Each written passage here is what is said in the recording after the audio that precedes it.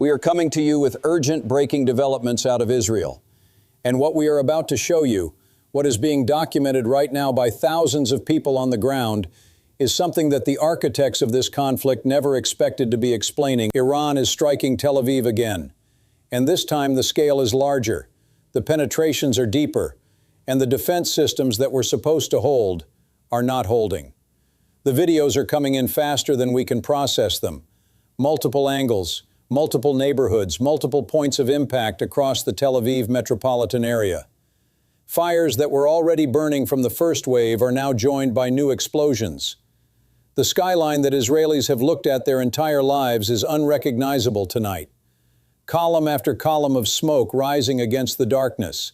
Emergency services overwhelmed. Sirens that have not stopped since the first wave began, now joined by new alerts, new warnings, new impact reports from districts that were untouched an hour ago. And the defense systems, both of them, are failing to hold the line. Let us be precise and direct about what we are seeing because the language matters here. The Iron Dome is not simply being overwhelmed by volume. The American Patriot batteries that were repositioned to the Israeli theater as part of Washington's force posture ahead of this operation are not performing at the rates their operational specifications promise. We are watching in real time a systematic penetration of the most expensive and most celebrated air defense architecture ever assembled in a single theater of operations. The second wave is doing what the first wave could not fully complete. It is demonstrating that the first wave was not a lucky break. It was a proof of concept. Iran tested the gaps in the first wave. Iranian military planners watched what was intercepted, what was not intercepted, which approach vectors generated successful interceptions and which did not, which altitudes and which terminal phase profiles caused the defense systems the most difficulty. That is standard military doctrine for any multi-wave attack. You send the first wave, you observe the defense response and you adjust. You exploit the gaps you found. You concentrate the second wave on the vectors that worked. That is precisely what is happening tonight over Tel Aviv. The Patriot system deserves specific attention here because its presence in this theater was one of the central arguments made by American military officials for why this conflict was being conducted from a position of strength. Patriot batteries, the PAC-3 variant, the most advanced version in the American arsenal, were specifically designed to defeat ballistic missile threats. They have a strong operational record. They have been used successfully in multiple theaters to intercept Iranian-supplied missiles fired by Houthi forces in Yemen toward Saudi Arabia and the United Arab Emirates. But the engagement geometry in those conflicts was different. The missiles being fired at Saudi Arabia and the UAE by Houthi forces, while dangerous and disruptive, were not hypersonic maneuvering vehicles. They were ballistic, predictable, following arcs that Patriot's fire control radar could calculate and respond to within its operational parameters. The Fattah is not following those arcs. And the Patriot, like the Arrow system we discussed in our earlier coverage, was not designed around a threat profile that includes a maneuvering hypersonic warhead arriving at Mach 13 in its terminal phase. The intercept window, the narrow slice of time and geometry in which a Patriot interceptor can successfully engage an incoming threat, is being compressed by the speed of the incoming missiles to a point where the system is operating at the very edge of its designed capability. And at the edge of designed capability, in a sustained high-volume engagement, systems fail to perform at their rated specifications. That failure is visible on the screens coming out of Tel Aviv right now. There is a compounding factor that nobody in the initial planning of this operation adequately addressed publicly, though defense analysts had raised it privately for years. When you operate Iron Dome and Patriot in the same geographic space, against the same incoming threat stream, you create coordination challenges. Both systems need to track the same targets. Both systems need to deconflict their own interceptor launches to avoid interceptors colliding with each other or interfering with each other's guidance systems. In a low-volume engagement, that coordination is manageable. In a high-volume, sustained, multi-axis attack with hypersonic maneuvering warheads arriving from multiple directions simultaneously, the coordination burden increases exponentially. The second wave is exploiting that coordination burden. Iranian planners understand that two defense systems operating in the same space under saturation conditions will interfere with each other as much as they will complement each other. The cognitive and computational load on Israeli air defense commanders right now, managing two major defense systems simultaneously against a sustained hypersonic threat stream while receiving real-time battle damage reports from a city that is already burning, is beyond what any defense architecture was designed to sustain indefinitely. And Iran knows this, because Iran spent the time between the first wave and the second wave watching, learning, calculating exactly how much pressure the system could absorb before it began to buckle. Now let us talk about what the second wave means politically, because the political consequences of what is happening tonight are moving as fast as the missiles. When the first wave struck Tel Aviv, the immediate response from Washington was measured. Officials acknowledged the strikes.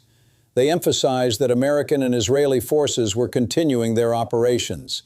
They pointed to the ongoing degradation of Iranian military capability as evidence that the strategic situation remained in control.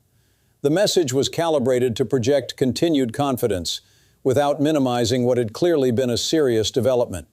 That messaging posture is no longer sustainable tonight. A second wave of strikes on Tel Aviv, larger than the first, penetrating the same defense systems that were supposed to have been reinforced and recalibrated after the first wave's lessons were absorbed, is not a messaging problem that can be managed with careful language. It is a visual and factual reality that is being documented by thousands of people on the ground and distributed globally in real time. Every political statement issued in the next several hours will be immediately compared against the footage that the entire world is watching simultaneously. The American political implications are severe and immediate. Trump launched this operation with a promise of control, of precision, of an outcome where American power was so overwhelming that the risks to American allies were manageable. The promise, stated or implied, was that this would be over quickly, that it would achieve its objectives, and that the region would be more stable as a result. The second wave of strikes on Tel Aviv is the visible, undeniable evidence that the operation has not gone according to that promise. Iran was supposed to be unable to strike back effectively after the devastation of the first hours. Iran's military capability was supposed to be so severely degraded by American and Israeli strikes that its ability to mount sustained, large-scale attacks on Israeli population centers would be fundamentally compromised. Instead, Iran mounted a second wave, larger than the first, against a city of 4 million people, with missiles that are defeating the most advanced air defense systems the United States and Israel possess. Every opposition politician, every skeptical journalist, every foreign government that expressed reservations about this operation before it began now has footage to point to. Not speculation, not worst-case scenarios, footage of Tel Aviv burning on the second night. The question of American midterm elections, which we have covered extensively in our earlier reporting, is not an abstract political calculation tonight. It is a live, urgent concern inside the White House. Because the images that American voters are seeing right now are not images of a controlled, decisive operation. They are images of an American ally's major city being struck by missiles that American air defense technology cannot stop. And that gap between what was promised and what is visible is the kind of gap that does not close easily in the political memory of voters. There is a harder military question underneath all of this that needs to be asked directly. How many Fattah missiles does Iran have? That question, which would have seemed academic 2 days ago, is now the most operationally urgent intelligence question in the entire conflict. Because if Iran has the inventory to sustain a third wave, a fourth wave, a sustained campaign of hypersonic strikes against Israeli population centers, then the strategic calculus of this conflict changes fundamentally. The United States and Israel entered this operation with the assumption that they could degrade Iranian strike capability faster than Iran could use it. The second wave is stress testing that assumption in the worst possible way. Iranian military doctrine has always emphasized the importance of strategic depth, of preserving capability for later phases of a conflict, of not committing everything in the opening exchanges. The Fattah batteries that were not destroyed in the opening American and Israeli strikes were not accidents of incomplete targeting. They were protected deliberately, hidden deliberately, preserved for exactly this moment. If Iranian planners followed standard doctrine, the missiles used in the first wave and this second wave represent a fraction of the total Fattah inventory.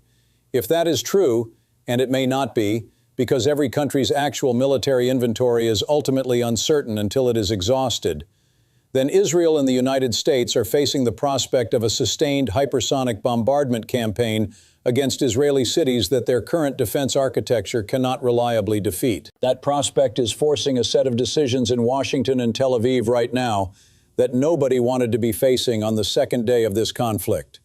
Escalation carries risk. Every step up the escalation ladder from this point forward increases the probability of an exchange that goes somewhere nobody has mapped. Iran has already demonstrated that it possesses capabilities that exceeded Western intelligence assessments. What else might it possess that has not yet been revealed? What other systems, what other capabilities, what other surprises has it held back for a moment of maximum need? De-escalation carries a different kind of cost. Any movement toward a ceasefire now, with Tel Aviv burning from a second wave of Iranian missile strikes, happens under conditions of Iranian military pressure. It happens at a moment when Iran can credibly claim that its strategic deterrent is functioning. That is an extraordinarily difficult political position for both the American administration and the Israeli government to negotiate from. And it is the position they are now in. The men and women in the command centers in Washington and Tel Aviv tonight are facing a set of choices that none of their pre-conflict planning fully anticipated. The operation they designed was supposed to have produced a fundamentally different situation by this point. Iranian air defenses degraded. That happened. Iranian command structure decapitated. That appears to have happened. Iranian nuclear and missile infrastructure struck. That happened. And yet, the missiles are still flying. The second wave is real. Tel Aviv is burning for the second time tonight. There is a phrase used in military planning that is relevant here. No plan survives first contact with the enemy. What that phrase captures is not a counsel of despair. It is a recognition that every conflict produces surprises, and that the measure of a military and political leadership is not whether surprises occur, but how they respond when they do. The surprise tonight is the Fattah. The surprise is the second wave. The surprise is that the defense systems built at enormous cost and deployed with enormous confidence are not holding the line against what Iran has sent across the sky. How Washington and Tel Aviv respond to that surprise in the next 12 hours will determine what kind of conflict this becomes.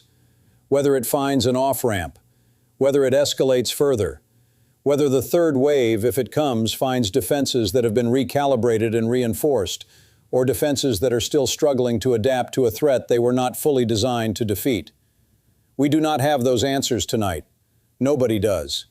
What we have are the videos, the fires, the second wave breaking over Tel Aviv on a night that was already unlike any other in this conflict. We are not leaving this coverage. Our teams are on the ground, on the phones, monitoring every available channel. The moment there is a confirmed development, a ceasefire signal, an escalation decision, a change in the operational picture, we will bring it to you immediately.